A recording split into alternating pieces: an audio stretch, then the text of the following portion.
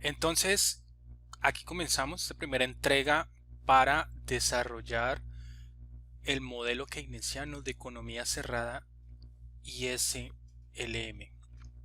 Entonces, entremos aquí, bueno, un poco de contexto histórico, como yo les había dejado claro a ustedes desde el inicio del semestre con la exposición de la historia de la macroeconomía.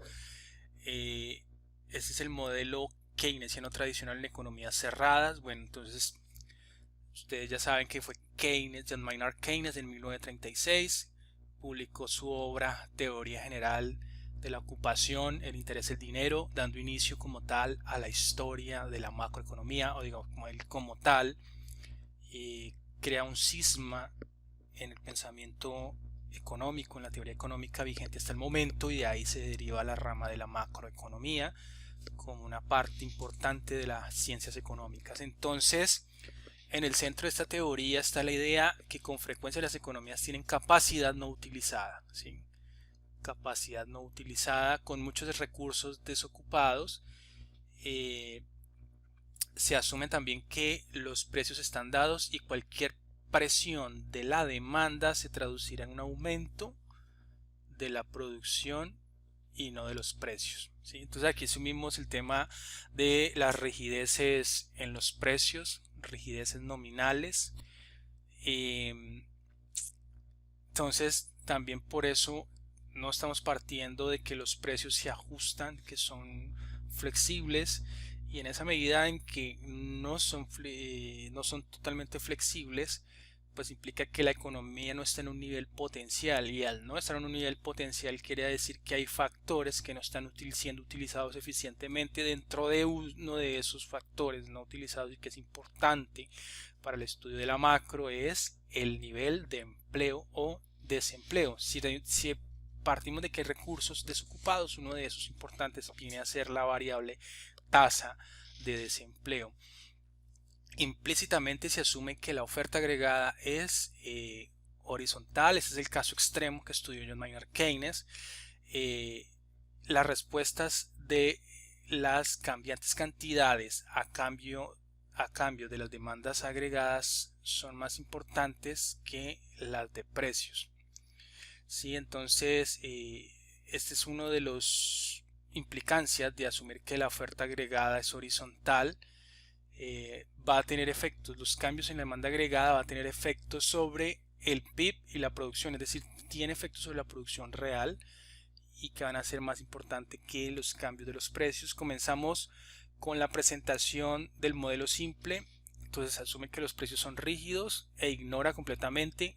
Importante aquí, vamos a empezar suponiendo o asumiendo que no existen los mercados financieros por ahora.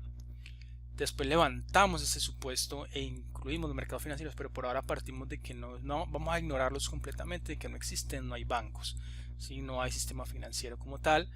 Eh, Esto es importante porque, digamos, ¿cómo podemos asumir eso en el modelo? Pues para ignorar los mercados financieros tenemos que suponer que la inversión está dada, es decir, es una variable exógena y no, por lo tanto, no es afectada por la tasa de interés. Esto es un supuesto fuerte. Es decir, los determinantes están fuera del modelo, entonces vamos a suponer un elemento importante acá es que la inversión va a ser una raya, una variable exógena, no va a estar determinada por el modelo. Ese es el supuesto también importante de precios rígidos. Bueno, entonces este modelo es conocido como modelo keynesiano simple, o sea, asumiendo que la inversión es exógena, no depende de la tasa de interés. Es decir, esto viene del marco analítico de lo que se conoce como el aspa keynesiana. Y vamos a decir por qué se denomina aspa keynesiana. Este modelo conocido como el modelo keynesiano simple, aspa keynesiana, luego de ahí cuando incluyamos el tema de la inversión y podamos conectar con los mercados financieros, que este es el punto clave, eh, cuando asumamos ya después de que la inversión depende de la tasa de interés y esta tasa de interés es la que me va a enlazar o se va a determinar en los mercados de la oferta y demanda de saldos monetarios reales, ¿sí? Pongámoslo aquí MPS adelantándonos un poco y la igualdad MP de oferta y demanda de dinero, ¿sí? Aquí se va a determinar la R, entonces nos va a enlazar los dos mercados, la clave es la tasa de interés. Entonces cuando hagamos el enganche entre el modelo keynesiano simple de la ASPA keynesiana, asumiendo ese nivel de inversión dependiendo de la tasa de interés, con los mercados financieros, entonces ya es el modelo completo del modelo ISLM, que significa IS, Investing and Saving, inversión y ahorro, ¿sí? La parte del equilibrio en los mercados reales. Este es el equilibrio en los mercados de bienes y servicios, ¿sí? O la parte real. Voy a escribir así: bienes y servicios para rapidez. Y LM, Liquidity and Money, ¿sí? Liquidez y dinero, LM por sus siglas en inglés. Este es los mercados financieros, el equilibrio de mercados financieros que me va a dar el equilibrio, la tasa de interés de equilibrio. Este modelo ISLM pues no es necesariamente lo que dejó plasmado Keynes en su libro, pero fue un alumno de él, Hicks y después Hansen, en 1937, que trabajan ya en total en darle la formalización que vamos a ver en específico el modelo de Hicks y Hansen, pero es la interpretación del libro de Keynes y de las clases de Keynes. Entonces, ¿cómo piensa el tema del ASPA keynesiana? Entonces el objetivo acá es mostrar cómo la demanda agregada determina el producto. Entonces supone que el producto responde a la demanda agregada, ese es el elemento clave. Entonces vamos a suponer o definir un gasto agregado o absorción A. Este gasto A, entonces vamos a agrandar un poco este gasto A, pues va a estar dado por A, que es igual a lo que consumen los hogares, acá voy a señalar acá, a lo que la parte de la producción que se va a necesitar para invertir en capital, en parte inmobiliaria, todo lo que necesitan las empresas, parte de los bienes y servicios que van a necesitar las empresas para producir, y otra parte pues la necesita el gobierno. El gobierno también demanda bienes y servicios o requiere parte del producto de una economía para sus usos y sus funciones, parte del gobierno, ¿sí? Entonces partimos, como ya hemos dicho, que la inversión es exógena, está determinada fuera del modelo, es decir, no depende de R. Entonces vamos a hacer que I va a ser igual a I raya. El gasto de gobierno es otra variable exógena. Estudiamos los efectos que un mayor o menor gasto tiene sobre la economía. Bueno, aquí es importante después que vamos a empezar, a pesar de que iniciamos con G igual a G raya, es decir, una variable exógena, después vamos a empezar a mirar qué pasa cuando cambia G, ¿sí? Y cuáles son las implicancias en los equilibrios. Entonces aquí lo que está diciendo, estudiamos los efectos que un mayor o menor gasto tiene sobre la economía, los cambios, pero se ignoran las implicaciones intertemporales. Y si ustedes quieren ver las implicaciones intertemporales de las decisiones de gasto, porque eso es importante, o sea, el tema de la equivalencia ricardiana, remítanse al capítulo 3, igual ahí está, es muy sencillo como lo explica de Gregorio el tema de la equivalencia ricardiana, o en el capítulo de Leopoldo Ferguson, excelente ese capítulo del curso de teoría y tributación fiscal óptima, ahí en el video 1 está bastante bien explicado el tema de la equivalencia ricardiana. Entonces por aquí vamos a ignorar esto en lo que es el gasto del gobierno. Luego viene el consumo de los hogares depende solo del ingreso disponible. Entonces aquí esto es C, la variable C consumo, y esto es una forma genérica de representar. Noten aquí el igual, entonces esto es igual, aquí esto es una forma genérica, me dice que es una función C que está en función de Y menos T, ¿sí? ¿Qué es Y menos T? Es el ingreso disponible o renta disponible, es decir, como en el equilibrio macro, por el tema de el flujo circular de la renta, el flujo circular del ingreso, uno se daba cuenta que el PIB era igual o era equivalente a la renta. ¿Sí? La renta, ¿quién la tiene? Los hogares. Entonces esto es la renta, lo que me ingresa a mí por trabajar. Entonces, ¿qué tipos de rentas hay? Ingresos laborales, ingresos por pensiones, ingreso por arriendos, ingresos parte de subsidios, si le da una mensualidad de tipo un giro del gobierno de tipo mensual, también hace parte de un ingreso que se conoce como ayuda del Estado o del gobierno. Entonces, todos esos tipos de ingresos que le entran a los hogares, después de que tengo mis ingresos, pues tengo que pagar impuestos. Y cuando yo pago después de pagar impuestos, o sea, después de que descontado los impuestos, tengo mi renta o ingreso disponible, que es este Y menos T, y acá lo está simbolizando. Ahora, como esa es la forma general, si está acá como una función genérica, yo aquí le puedo dar, y esto que tengo acá es como una función lineal. ¿Sí? Eso es una función lineal. Aquí ya le estoy dando forma a la función lineal, que hay dos parámetros. Entonces, yo definiendo, porque aquí en esta primera parte, o sea, definida de esta forma genérica, C y menos T puede tener cualquier forma. Yo puedo darle, dependiendo de mis supuestos, una función de tipo lineal, la más sencilla, una cuadrática, exponencial.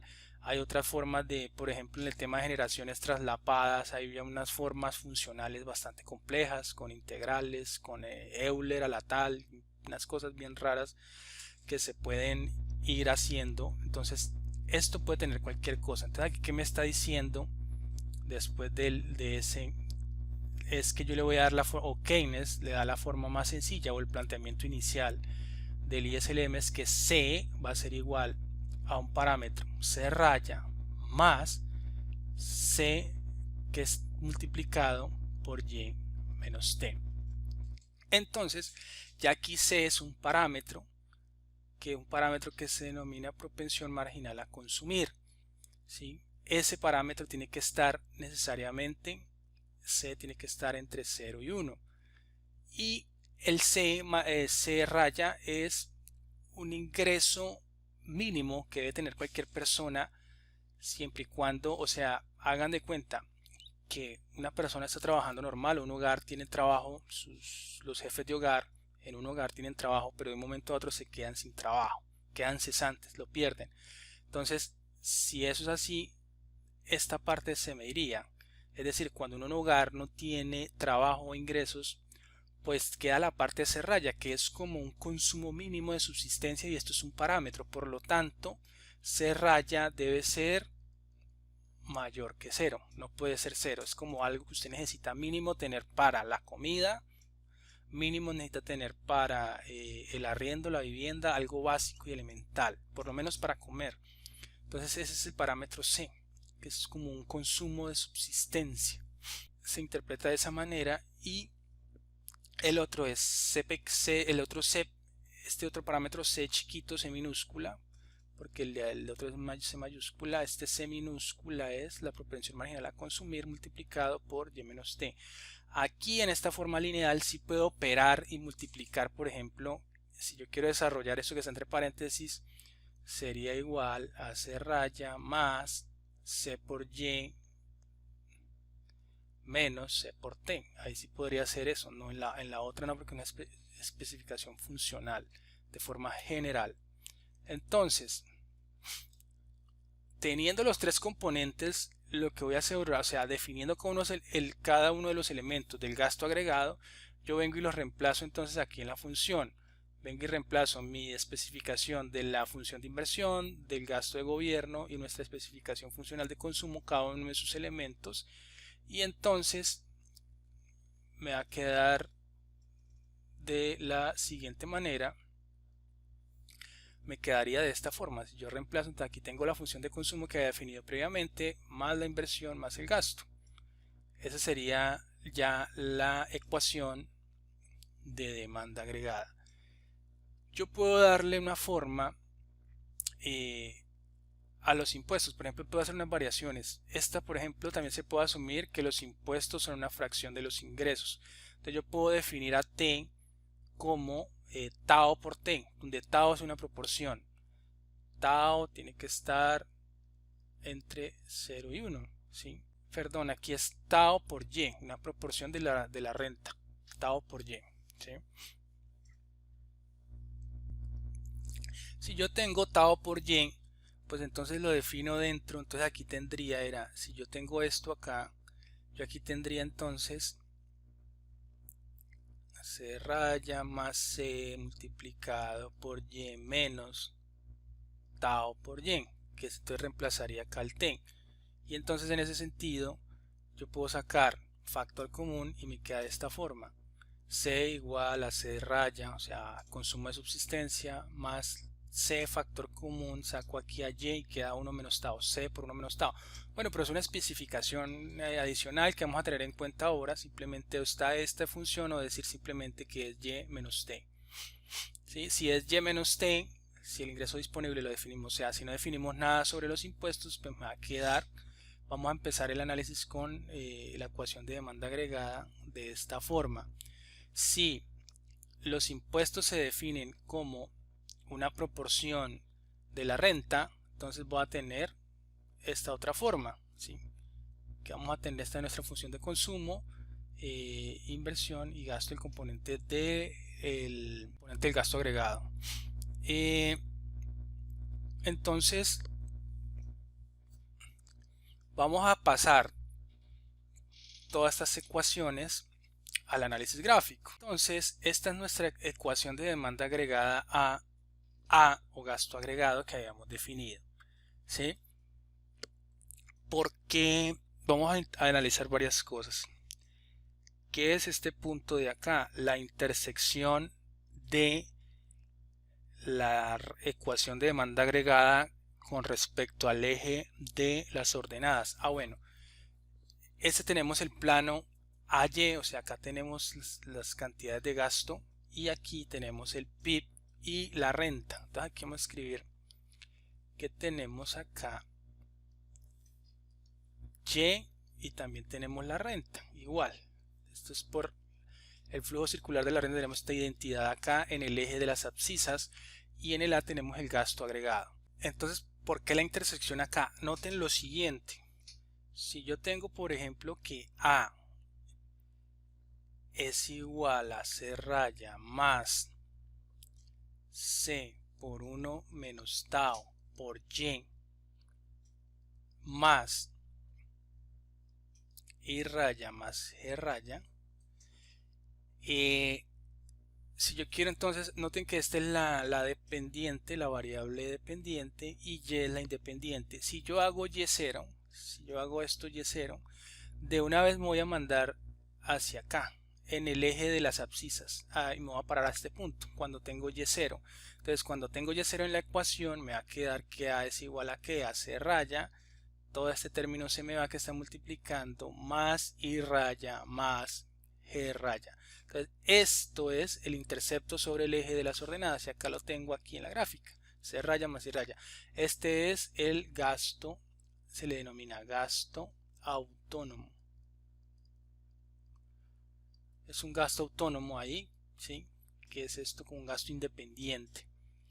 ¿Qué me dice ahora la recta de 45? La recta de 45 me va a establecer el equilibrio que el PIB va a ser igual al gasto agregado, ¿sí?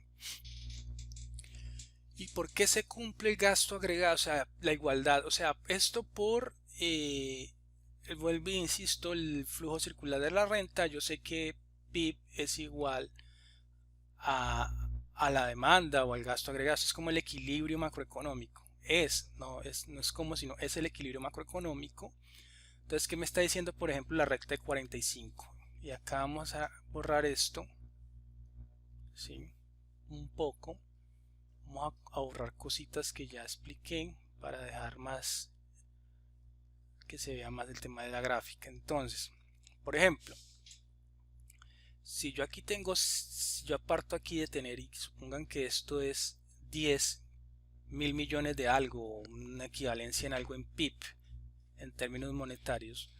Si yo tengo Y y me dice que la igualdad Y es igual al gasto agregado, pues entonces si yo proyecto y me queda exactamente en la de 45, aquí cuando proyecto en la raya vertical A, pues me tiene que dar 10. Si yo aumento otros 10 y la proyecto sobre la raya vertical, entonces aquí sería 20. Aquí exactamente lo que me tiene que dar sobre la recta vertical serían 20. Es decir, hay una relación 1 a 1, o estaría diciendo que aquí la pendiente, si aquí es una pendiente, pongámosle alfa por A, que me indicaría la pendiente. A sería, si hay una relación 1 a 1, entonces la recta de 45 es la pendiente como si fuera un 1, ¿sí? Entonces por eso estoy haciendo, y es lógico, estoy diciendo y igual a, que es el equilibrio. Es como si aquí estuviera multiplicando como la pendiente fuera un 1. Efectivamente la pendiente de la recta de 45 del ángulo de 45 grados es 1. Entonces me está dando la igualdad, el equilibrio macroeconómico. Ahora, el elemento clave aquí también es ver que la inclinación del gasto autónomo o de nuestra demanda agregada, que es A, o el gasto agregado, esta ecuación de gasto agregado que habíamos definido, A, que la tenemos acá escrita, noten por qué está más inclinada. Noten esto, esa está más inclinada que la recta de 45. Entonces, ¿qué me implica eso? Que me da la inclinación de la ecuación de demanda agregada que hemos encontrado, ¿sí? Entonces tenemos que ver que el elemento fundamental que nos da esta forma lineal es la función de consumo. Entonces en alguna medida, pues aquí la hemos definido como si los impuestos fueran una proporción de la renta, pero no lo puede ver más claro. O sí, mirámosla acá de una vez, sacando aquí simplemente la función de consumo que está dentro de la función de gasto agregado o de demanda agregada. Entonces analicemos, C es igual a C raya más C 1 menos tau por Y.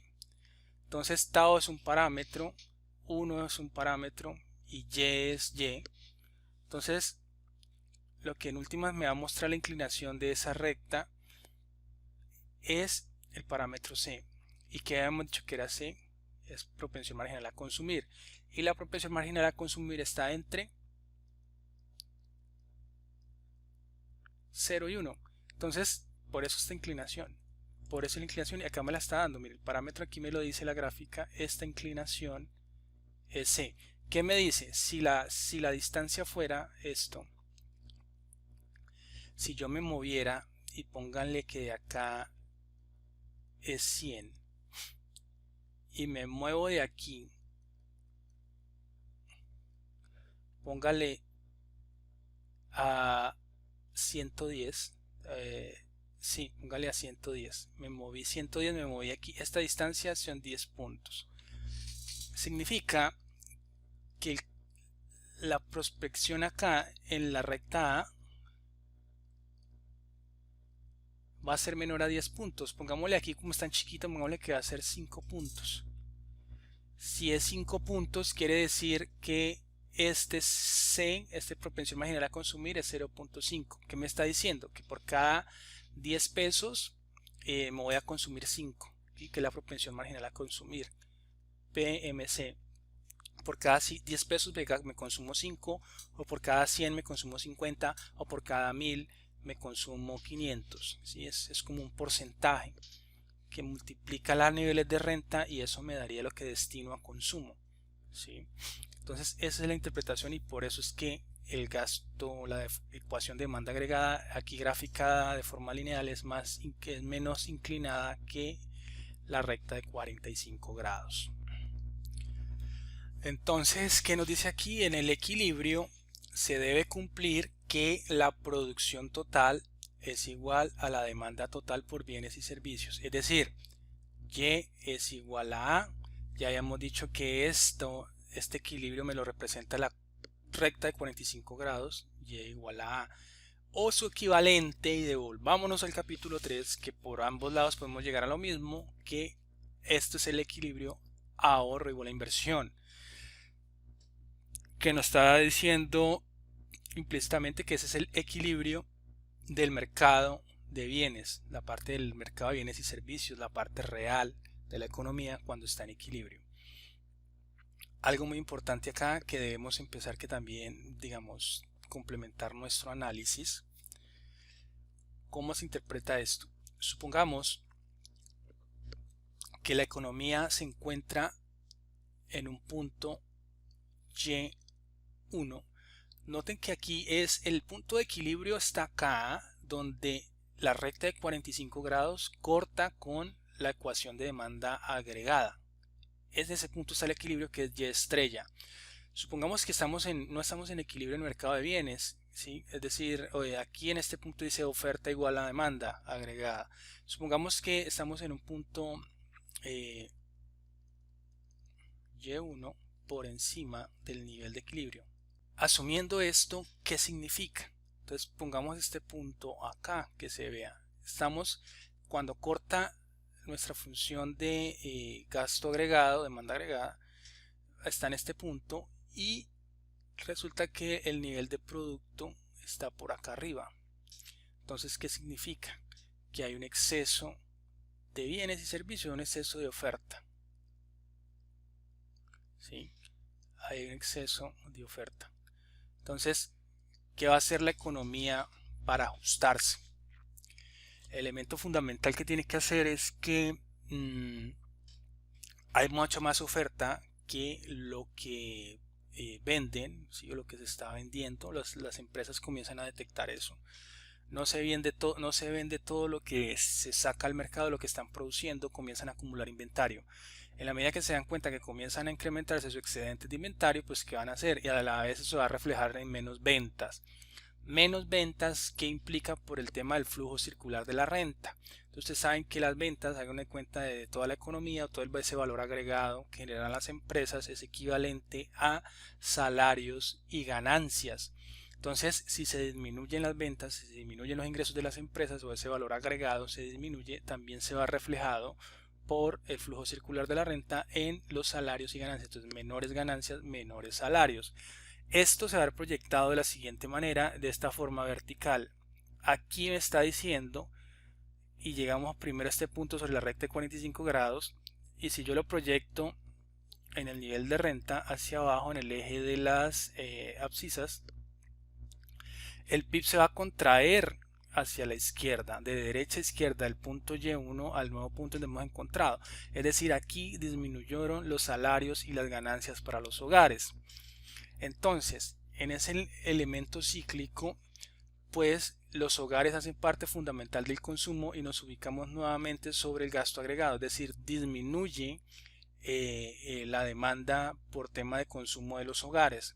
Entonces vuelve y las empresas notan que siguen acumulando inventario. Esta vez el efecto es un poco menor al inicial que teníamos ahí en EO, pero simplemente hay un bajonazo, entonces venden menos y eso se va a traducir otra vez de manera horizontal en los niveles de renta de los hogares. Por lo tanto afecta el consumo, vuelve y baja, y se va ajustando de una forma, un periodo cíclico, o sí, de sucesivos eventos, como una especie de bucle, hasta que llega otra vez y llegamos necesariamente por las fuerzas de las condiciones de la economía y del mercado a Y estrella, que es el nivel de equilibrio.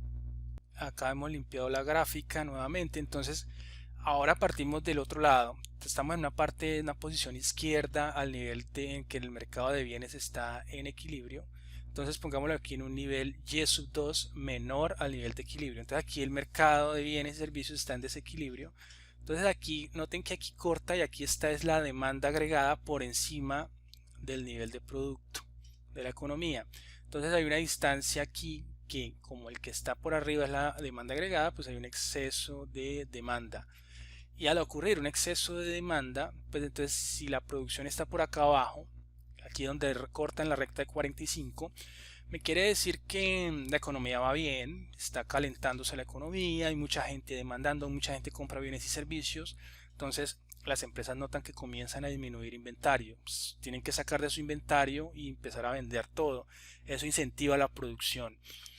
Entonces ellos van a producir más producción, mayores salarios, mayores ganancias para los hogares. Entonces eso se va a traducir en un mayor nivel de renta aquí. Entonces se desplaza de manera horizontal, y lo que va a hacer es que el PIB como tal, por el lado de lo que producen las empresas, por el lado de las rentas de la economía, se va a desplazar hacia la derecha, ¿sí?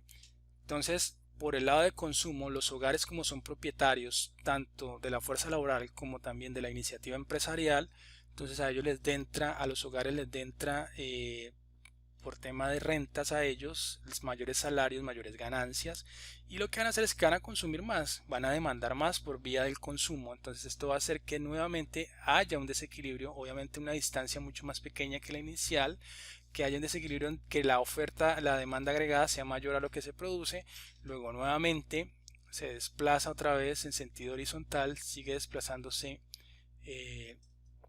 el producto acá y nuevamente sigue habiendo un pequeño desequilibrio y así de manera, una especie de escalera otra vez hasta llegar a Y estrella, ¿sí? Entonces por cualquier lado donde esté en desequilibrio, las fuerzas del mercado me van a llevar aquí al punto de equilibrio A. Entonces así es que se interpreta el aspa keynesiana en este momento. Entonces ahora voy a mostrar en el álgebra cómo es ese punto A, cómo uno llega a ese punto A. Entonces ese punto A parte de asumir el equilibrio, entonces por eso aquí dice desarrollando el equilibrio. Entonces vamos a asumir que Y igual a A, esta es la recta de 45 grados, ese es el equilibrio. Entonces así, imponiendo la imposición de equilibrio, entonces vamos a hacer que Y es igual a ¿qué? Entonces aquí reemplazamos A, C raya, más la propensión marginal de Y menos T, más la inversión, más el gasto de gobierno. Desarrollando esto, entonces que me va a quedar que Y es igual a C raya más C por Y menos C por T, si multiplicamos lo que está entre paréntesis, más I raya más G raya, y cogemos y mandamos este C por Y que está aquí, entonces pasamos toda la Y al otro lado, entonces queda Y menos C por Y igual a esto, a C raya menos C por T más I raya más G raya. De aquí sacamos factor común, 1 menos C multiplicado por Y igual a C raya menos C por T más la inversión más el gasto de gobierno, y cogemos, y este va a ser nuestro PIB de equilibrio. Y estrella va a ser igual a todo esto, y pasamos el 1 menos C de multiplicar a dividir al otro lado. Entonces nos queda todo lo de arriba, C raya más I raya más G raya menos C por T sobre 1 menos C. Y aquí encontramos, esta es nuestra condición de equilibrio. Importante aquí, bueno, yo puedo expresar esto como Y estrella, ¿no? Nuestro PIB de equilibrio, nuestra economía, nuestro mercado de bienes y servicios está en equilibrio cuando, entonces Y estrella va a ser igual a ¿qué? Y noten que yo puedo, digamos, escribamos la otra acá, C raya más I menos C menos T sobre 1 menos C. Yo puedo hacer exactamente esto, yo puedo expresar que esto es igual a 1 sobre 1 menos C multiplicado por todo esto, C raya más I raya más G menos C menos T. Y yo quiero saber es que este elemento es el que me interesa. Si yo había dicho que C minúscula era la propensión marginal a consumir y que C está entre 0 y 1, entonces vamos a hacerlo acá. C está entre 0 y 1. No necesariamente debe que ser, porque podemos irnos para los extremos. Ojo, un punto acá. Si yo hago C igual a 0, me implica, o sea, si la propensión marginal es igual a 0, es decir, no consumo nada, todo lo ahorro. Entonces, si no consumo nada y todo lo ahorro, estoy en una economía a la Flanders. Si C es igual a 1, es decir, todo me lo va a consumir, estaría en una economía a la Diomedes Díaz. Ojo ahí para que ustedes hagan después el análisis, yo lo expliqué varias veces en el salón de clases. Entonces, si ese C está entre 0 y 1, ¿cuál va a ser el término de esto? ¿Cuál va a ser la magnitud de 1 menos C? va a ser mayor, igual o menor que 1. ¿Sí?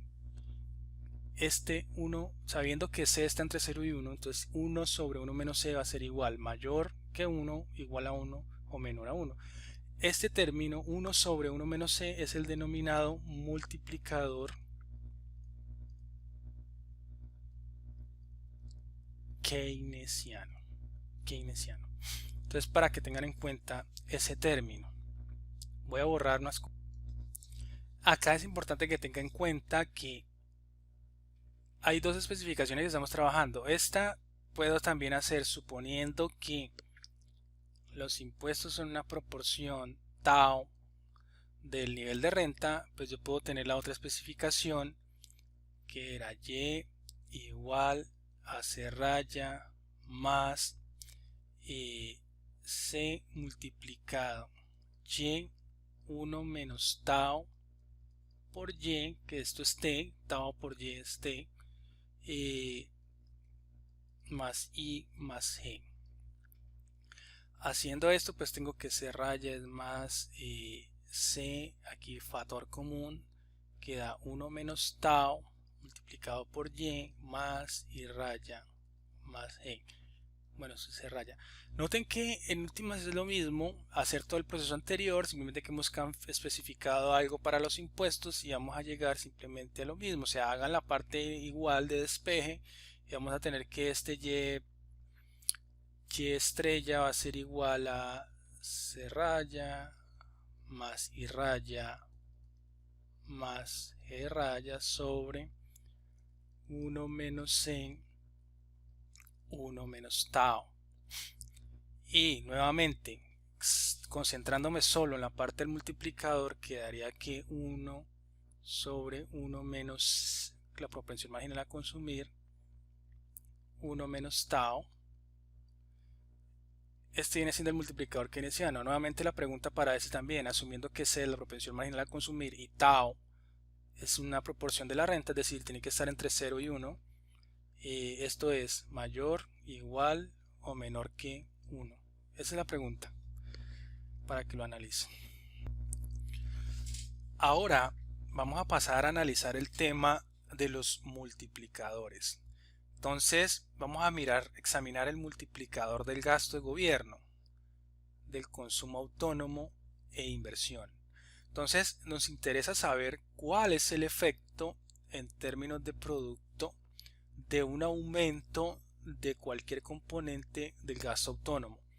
Noten que el gasto autónomo, habíamos definido aquí en la gráfica, era este término que intercepta aquí la ecuación de demanda agregada en el eje de las ordenadas, ¿sí? Entonces partimos de nuestra identidad de equilibrio y estrella igual a toda esta identidad. Ojo que esta parte era donde asumimos simplemente que me cambia de lo que despejé anteriormente. Simplemente era que habíamos supuesto que T era igual a una proporción tau de la renta, pero ahí sin pérdida de generalidad. Todo el análisis es el mismo e inclusive no me cambia en absoluto pues nada de las conclusiones que se puede llegar. O sea, podemos hacerlo con esta identidad o utilizando la otra, que es simplemente un nivel de impuestos como tal, y menos t, ¿sí? ¿Cómo yo sé o cómo voy a calcular cuál es el efecto en términos del producto de un aumento de cualquier componente del gasto autónomo? Entonces lo que yo puedo hacer es simplemente la derivada parcial de este término. Acá tengo esto es una ecuación o una función. Te voy a hacer la derivada parcial de el PIB, la derivada parcial del PIB con respecto al gasto de gobierno. Esto aquí también va a ser igual a la derivada del PIB con respecto a la inversión. Y eso también, aquí me equivoqué, aquí es la derivada del PIB, la derivada parcial del PIB con respecto a la inversión, que también va a ser equivalente a la derivada del PIB con respecto al el consumo de subsistencia. Y esto aquí va a ser igual, ¿sí? En todos me va a dar lo mismo, ¿sí? Entonces aquí volví a reescribirla para que sea más claro. Noten que yo puedo hacer, ¿qué es esto? Y estrella puede ser igual y es exactamente lo mismo a 1 sobre 1 menos c, 1 menos tau multiplicado por c raya más i raya más g raya, ¿cierto? Entonces aquí es demasiado sencillo verlo. Esperen. Noten que aquí es demasiado sencillo verlo. Noten que C es un parámetro, C es la propensión marginal a consumir, tau es un parámetro, tau está entre 0 y 1, es un parámetro. Entonces, ¿qué ocurre? Todo esto que es el multiplicador keynesiano es como un solo parámetro. Si yo tengo tau, tengo PMC, lo defino, pues de una vez tengo todo este elemento acá entre corchetes. Quiere decir que si yo hago la derivada de y con respecto al gasto del gobierno, pues ¿qué me va a quedar? Entonces, estos son como lo que está entre corchetes, pues, del primer término, pues va a ser como un parámetro normal, puede ser un parámetro cualquiera que yo le dé. Aquí no me olvido de todos esos cosas que están ahí en ese cociente y lo asumo como un elemento. Entonces, aquí digo, con respecto a la derivada parcial entonces de esto, queda muy fácil que es una suma de términos. Entonces, este CO está variando, no en la derivada parcial. La inversión está variando en la derivada parcial, no. Lo único que me está variando es el gasto y en cuánto varía. Entonces aquí está la derivada parcial. Esto es como si derivara una función lineal. Entonces aquí como que está variando g. Entonces esta es la derivada de una variable elevada al exponente 1. Pues va a ser 1. Entonces en últimas, ¿qué me quedó? Pues simplemente 1 sobre 1 multiplicado por c, 1 menos tau. Y resulta que este parámetro pues es el multiplicador keynesiano. Ese es lo que me quedó. Y resulta que esto es mayor a 1. ¿sí? Esto siempre va a ser mayor a 1 y eso es lo que se conoce como el multiplicador. Por eso se le llama multiplicador, porque multiplica el efecto. Es decir, por cada peso que aumente el gasto de gobierno, pues así lo va a multiplicar en una magnitud mayor a 1 en el PIB. O sea, el efecto del gasto en el PIB va a ser más grande. Por eso se le denomina multiplicador. Entonces lo mismo ocurre, entonces este resultado va a ser igual también si yo hago la derivada parcial del PIB con respecto al gasto y si yo hago la derivada parcial del PIB con respecto a la inversión y si yo hago la derivada parcial de ese PIB con respecto a el consumo de subsistencia C raya. Siempre que hago estas derivadas parciales me va a llegar al mismo término, 1 menos C multiplicado por 1 menos tau, siempre. Y ese es el multiplicador keynesiano, por eso se llama multiplicador, tiene un efecto expansivo multiplicador cada peso que aumente cualquier variable del gasto autónomo. ¿Sí? Por ejemplo, el gobierno decide aumentar el gasto en G comprando libros para los niños en las escuelas. Ya vamos a hacer el análisis. Entonces aumenta, el gobierno decide aumentar, entonces va a variar G, la aumenta en una proporción, no sé cuánto, no me interesa. Entonces suponga que si hace esto, pues va a mover la intersección en el eje de las ordenadas, en el gráfico A por Y que tenemos acá. Entonces lo que va a hacer es subir esta intersección, pongámoslo por acá, ¿sí? Para un nivel de gasto. Entonces lo que va a hacer es desplazar toda la ecuación de demanda agregada, pongámosle de A1 a A2, hace un desplazamiento. El nuevo equilibrio va a estar por acá. Entonces si estábamos en equilibrio acá inicial en el punto B, dado un nivel de gasto inicial, cuando el gasto del gobierno aumenta, va a estar en un punto B. No tenés aquí la distancia, ¿sí? Del nuevo equilibrio. Aquí lo que hay que notar es la distancia con respecto a los niveles de PIB. Lo que va a hacer es que el efecto final va a ser una expansión del PIB, dado que el gobierno aumentó su gasto. O cómo se refleja el multiplicador. Entonces en esta gráfica lo vemos. Aquí aumenta delta de G, aumentó, desplazó la demanda agregada de 0 a D1. Y si estamos en el punto de equilibrio de sub 0 acá, pues pasa el equilibrio a E1. Lo que quiero que noten es importante que si podemos proyectar la distancia en las rectas paralelas, aquí lo que está mostrando es esto. Si podemos proyectar el cambio en el gasto, va a ser esto, proyectando sobre el eje de las abscisas, va a ser G. Este va a ser la distancia, delta de G va a ser esto proyectado acá. Sin embargo, el efecto final de la distancia entre E0 y E1, entre el equilibrio E0 al E1, lo que yo decía, el equilibrio del punto A al punto E, entonces va a ser todo esto.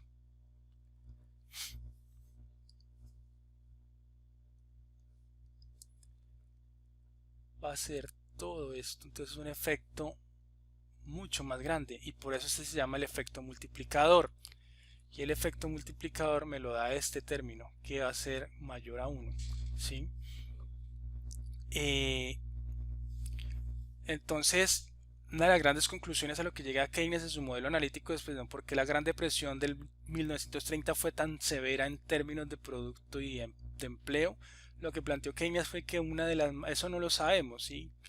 ¿Por qué la Gran Depresión del 30 fue tan severa? Digamos, esto hay mucha discusión ahora, pero lo que Keynes planteó como una de las alternativas para controlar los elementos recesivos y depresivos de la economía planteó que una de las maneras de salir de la depresión es aumentar el gasto de gobierno por ese efecto multiplicador que tenía en la economía, ¿sí? Para tratar de estabilizar el PIB. Ahora, voy a tratar de explicarles el elemento de cómo este elemento de un desplazamiento, entonces teníamos acá A1, A2, este desplazamiento de la demanda agregada se da por un cambio en el gasto de gobierno dado un aumento o sea, aumentó el gasto comprando libros, va a dotar las escuelas de todo el país, el gobierno comprando libros, cuadernos, entonces con una partida importante del gasto de gobierno a eso, entonces desplazó la demanda agregada de A1 a A2. Y vamos a plantear esto en el álgebra y cómo se mueve, qué implicaciones tiene. Entonces, ustedes ya notaron que inmediatamente habría un exceso, dado el punto de equilibrio acá en Y estrella, notenlo, la nueva demanda estaría acá, arriba de A, habría esta distancia y esto sería un exceso de demanda, ¿sí? En exceso de demanda. En ese punto, digamos, en el momento en que pega sobre la curva de demanda agregada y se proyecta aquí horizontalmente hasta la recta de 45, por efectos que ha hecho, entonces las empresas de libros venden, todos se sienten muy bien y dicen, bueno, el mercado va muy bien, desacumulemos inventario, vendamos más y como todo va bien, va a haber pues un efecto en la mejora en los salarios y las ganancias de los hogares. Entonces el efecto va a ser en el consumo cuando pega en la demanda agregada ahí, entonces va a ser C1 menos Tau, ¿sí? Que esto simboliza el gasto disponible que fue el cambio, entonces propensión marginal a consumir por 1 menos Tau, que sería el ingreso disponible por el cambio en Y. ¿Cuál fue ese cambio en Y? Pues el cambio en Y es lo que aumentó el gasto del gobierno, ¿sí? Entonces esto va a ser C por 1 menos Tau por el efecto del gasto del gobierno. Esto aquí simbolizándome aquí, digamos, del punto, bueno, entonces hagámoslo en el juego aquí, del punto A al punto B al punto C. Aquí esto me representó este primer elemento. Luego ustedes habían dicho que ocurre por efecto de que esta mayor proporción que tienen los hogares, esto se me va a incrementar el consumo en la demanda agregada. Entonces aquí tengo otra vez que hay un incremento acá, una distancia que pega nuevamente con la demanda agregada, pero entonces esa distancia vertical pues es lo nuevo que tengo, que aumentó el consumo. O sea, hay una mayor demanda porque afectó directamente al consumo, entonces ahí está por encima la demanda todavía del nivel de producción de la economía. Entonces seguimos todos bien, seguimos vendiendo, entonces va a haber un segundo ciclo que es este. Nuevamente C por 1 menos tau multiplicado C por 1 menos tau multiplicado por nuevamente el cambio en el gasto, que simbolizaría este punto ABC al punto D, y nuevamente se proyecta y nuevamente sigue en un proceso cíclico. Entonces para simbolizarlo acá, entonces vamos a simbolizarlo nuevamente. Entonces en una primera vuelta va a ser C menos 1 menos tau multiplicado por delta de G. Después viene en una segunda etapa C1 menos tau multiplicado por C1 menos tau por delta de G. Y así sucesivamente. Lo que tenemos acá es, esto sería C cuadrado por 1 menos tau al cuadrado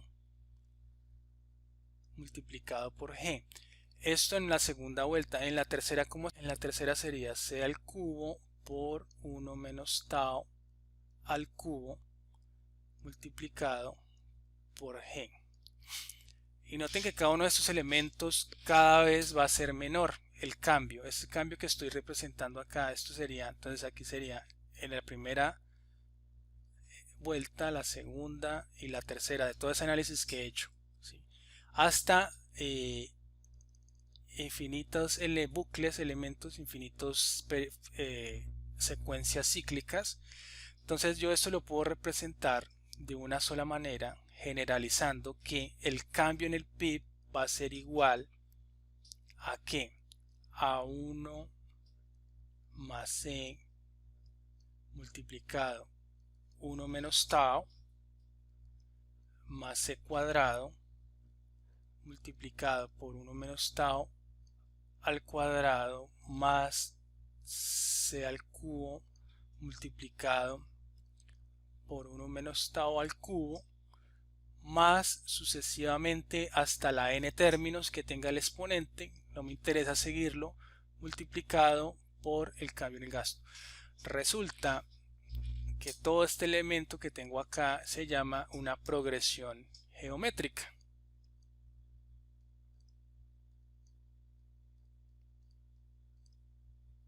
Y si ustedes revisan sus libros de bachillerato, van a encontrar que se puede solucionar esa progresión geométrica de la siguiente forma. Y es igual a, el cambio en Y va a ser igual a 1 sobre la inversa de todo esto, que es 1 menos C 1 menos tau, ¿sí? Multiplicado esto por delta de G. Y llegamos de una manera más analítica al mismo multiplicador keynesiano, ¿sí? Son elementos similares del análisis gráfico y el análisis del álgebra. De toda esta escalerita que hicimos, tiene esta representación en el álgebra, ¿sí? Y ahora vamos a ver el tema de multiplicador de los impuestos. Entonces analizaremos el impacto de un aumento en la recaudación tributaria T y no en la tasa de impuestos. En esta vez que cuando metíamos el tau, ¿sí? Entonces vamos a utilizar la otra forma. Cuando es una recaudación tributaria T, supondremos que T es cobrado independientemente del nivel de ingresos. Así, o sea, esto no estamos asumiendo aquí parte del tau, sino de una vez la forma más sencilla. Entonces, si queremos ver aquí ¿qué ocurre? ¿Cuál es el efecto en la recaudación tributaria? Entonces hacemos la derivada parcial de este PIB que tenemos aquí, este PIB de equilibrio, con respecto al cambio en los impuestos. Y esto que va a ser igual. Entonces en la parte del numerador, simplemente que es como es una función lineal, ya C no varía porque estamos derivando parcialmente con respecto a T, la inversión tampoco, el gasto tampoco, todos suponemos que esos términos están quietos. ¿Quién me varía? T, porque estoy derivando parcialmente con respecto a T. Entonces en el numerador me queda menos C. Y la parte de abajo es un parámetro que está ahí multiplicando, o en este caso dividiendo, no importa, entonces queda 1 menos C. Y eso es menor a 0, menor a 0. O sea, C está entre 0 y 1 en el denominador, C está entre 0 y 1, por ejemplo, el denominador es positivo, menos C, entonces el numerador es negativo, entonces queda negativo, es decir, un aumento en los impuestos me disminuye el PIB y eso es intuitivamente lógico, ¿sí? Entonces, aquí el análisis es, y noten cómo el álgebra se relaciona intuitivamente los resultados del álgebra con lo que uno esperaría en la realidad. Si los impuestos cambian delta de t, el producto de la economía entonces caerá 1 sobre menos c sobre 1 menos c veces lo que fue la variación en términos monetarios delta de t. Entonces, se reduce el consumo por la parte del numerador, entonces que tenemos acá, por la parte del numerador se me va a reducir el consumo en C por delta de t, pero queda el elemento aquí del denominador y este 1 menos C es el ahorro, ¿sí? La propensión menos 1, es decir, la otra parte del porcentaje que no dedico a consumir, pues lo dedico a ahorrar multiplicado por t. Entonces los individuos van a destinar parte de su consumo a pagar impuestos y parte de sus ahorros a pagar impuestos, y ese efecto es negativo en el nivel, en el PIB o en la renta de equilibrio. Si un individuo ve reducidos en delta de t, pues su ingreso disponible como producto de un alza en los impuestos, su consumo se va a reducir en C por delta de t, y para financiar la fracción 1 menos c que le queda, el individuo tiene que recurrir a sus ahorros. Noten cómo el álgebra me dice de manera lógica e intuitiva lo que esperaría que pasáramos. Aquí ignoramos la sutileza de la equivalencia ricardiana. Como se discutía anteriormente, el impacto de una rebaja de impuestos sobre el consumo depende de lo que se prevea será una evaluación futura de la posición fiscal. Aquí estamos hablando del tema de si queremos volver esto un poco más complicadito, o sea, más acercado a la realidad, tendríamos que mirar los temas de equivalencia ricardiana y suponer ciertas cosas del que los agentes esperan del futuro, si en el futuro el gobierno va a poner impuestos, si van a ser permanentes esos impuestos o si van a ser transitorios, pero aquí estamos ignorando todo esto, simplemente que hay una riqueza mayor para agregarle al modelo, en esta parte del modelo, y está en el capítulo 3 del libro de José de Gregorio. Al comparar el multiplicador del impuesto con el multiplicador del gasto, vamos a comparar los dos multiplicadores, podemos concluir que es más efectivo para el gobierno, ¿sí? ¿Qué va a ser más efectivo? Aumentar los impuestos, aumentar el gasto para que tenga unos efectos sobre el PIB. Entonces, aquí estamos hablando que lo que les decía, ignoramos la sutileza de la equivalencia ricardiana.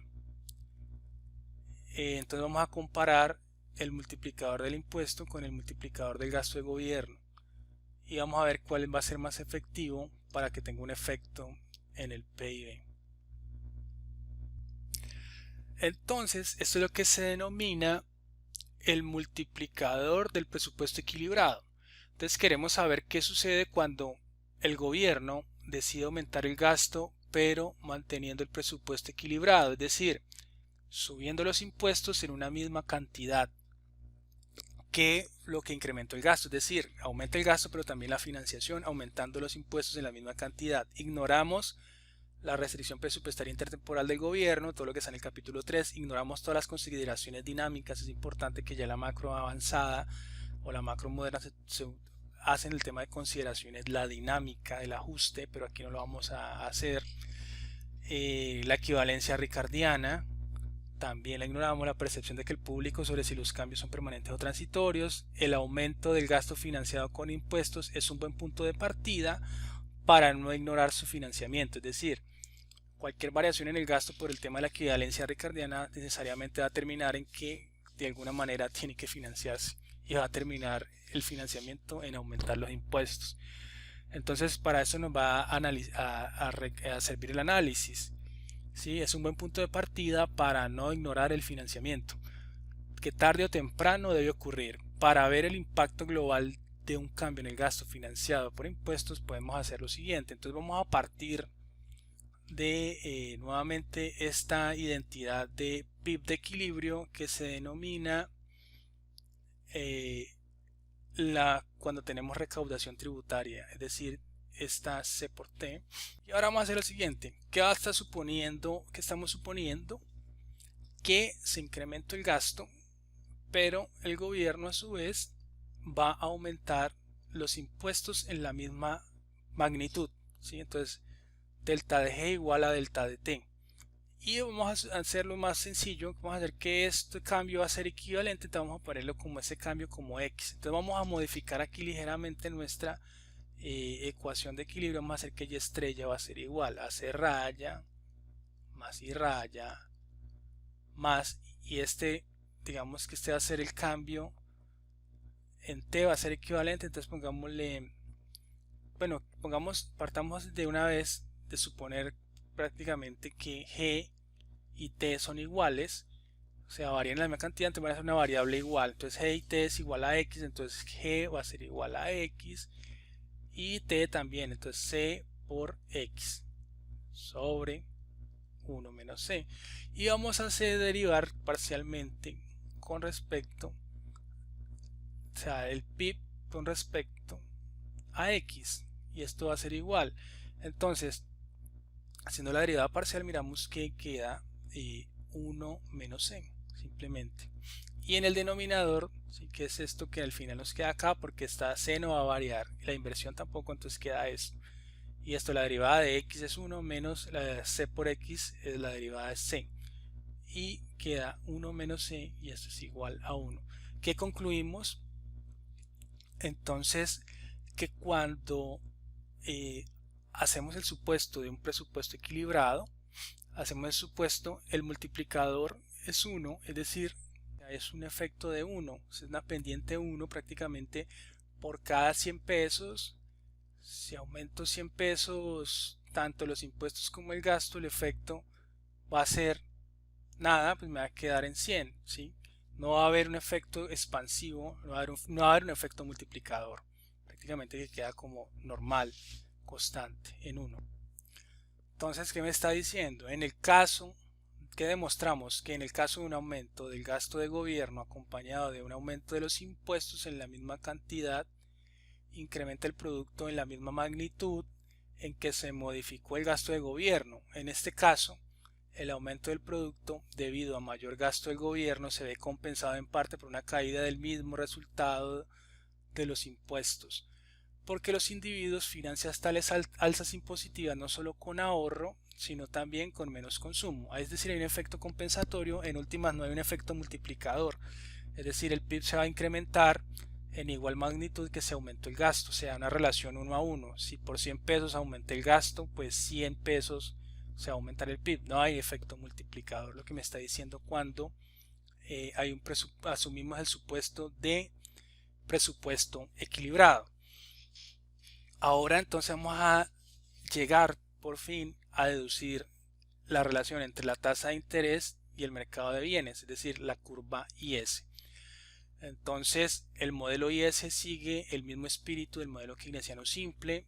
La demanda agregada determina el producto, sin embargo extiende el análisis en la dirección de incorporar, ya lo habíamos dicho, la tasa de interés y el mercado monetario en el análisis de la demanda agregada, lo que permite hacer depender la inflación de la tasa de interés.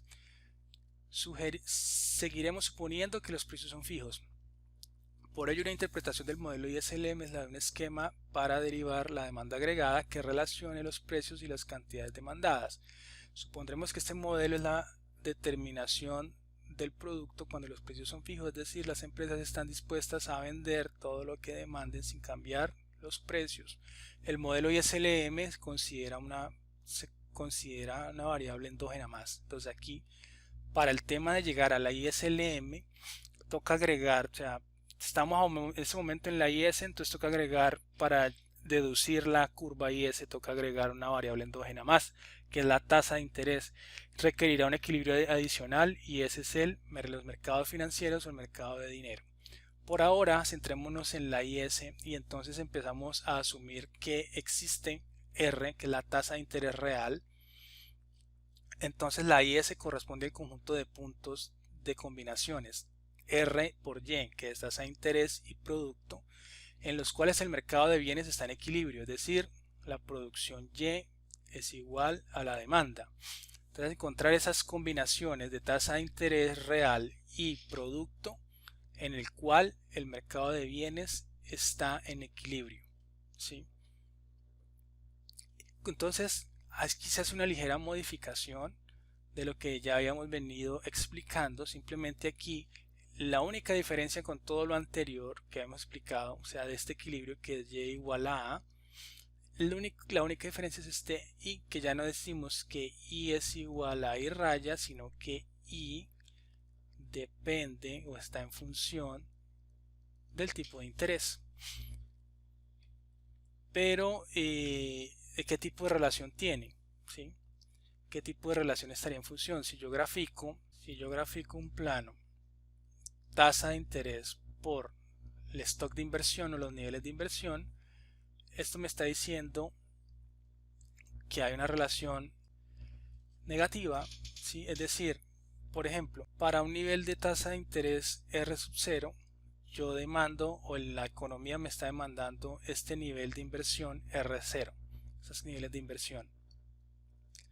Están los emprendedores. Pongan que por alguna razón la entidad encargada de definir el tipo de interés de la economía, digamos el Banco de la República, me aumenta los tipos de interés con el que interviene el mercado y los bancos, entonces a R1 un interés más alto.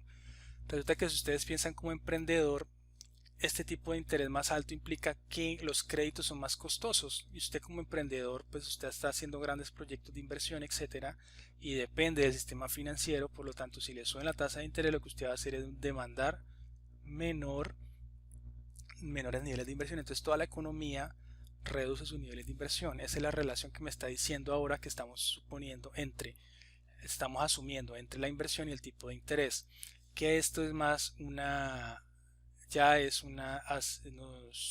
características más reales de cómo funciona la economía.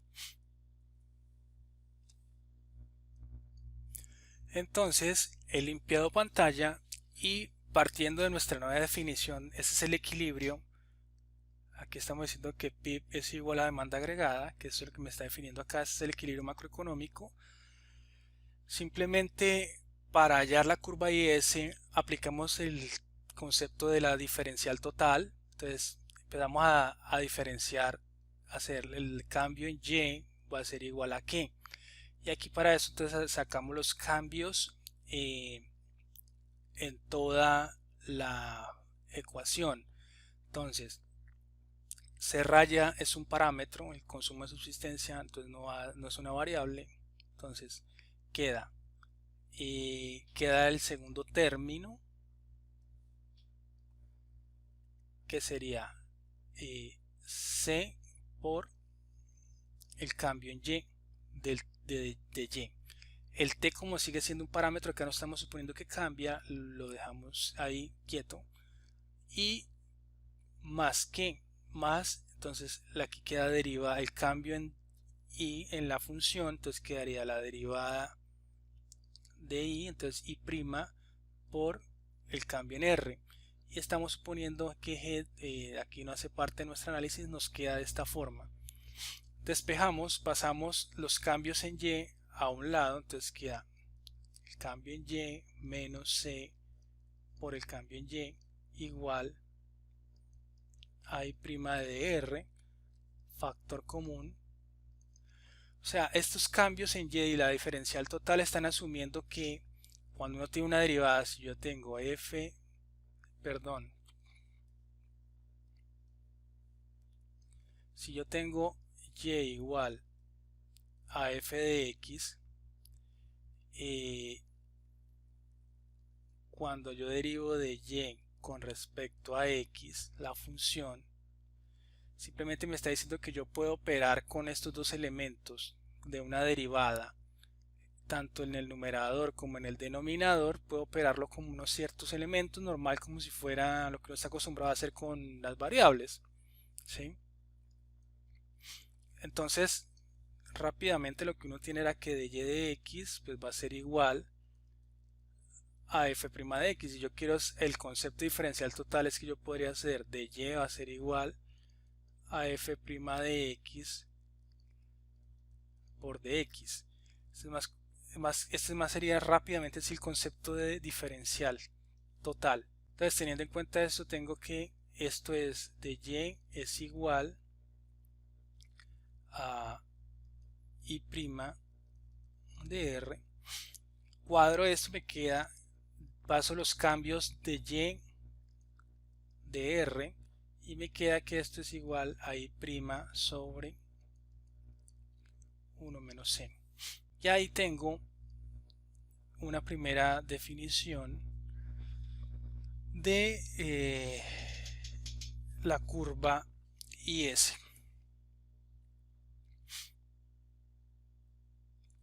Voy a escribirla acá. Entonces aquí había llegado. Entonces puedo escribir que el cambio en y con respecto a r, esto me está diciendo prácticamente es cuál es el efecto de un cambio en la tasa de interés real en el PIB o en la renta. Esto se representa aquí que esto es IS va a ser igual a la derivada con respecto a la tasa de interés de 1 menos c.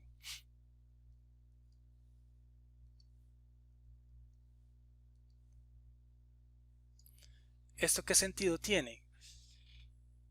El 1 menos c, c es la proporción marginal a consumir, nuevamente está entre 0 y 1, por lo tanto el denominador, si c está entre 0 y 1, entonces 1 menos algo entre 0 y 1, es decir, 1 menos una fracción es positivo, el denominador es positivo, el numerador es y', que es la derivada de la inversión con respecto a r, y ahí si tenemos un elemento que este y' es,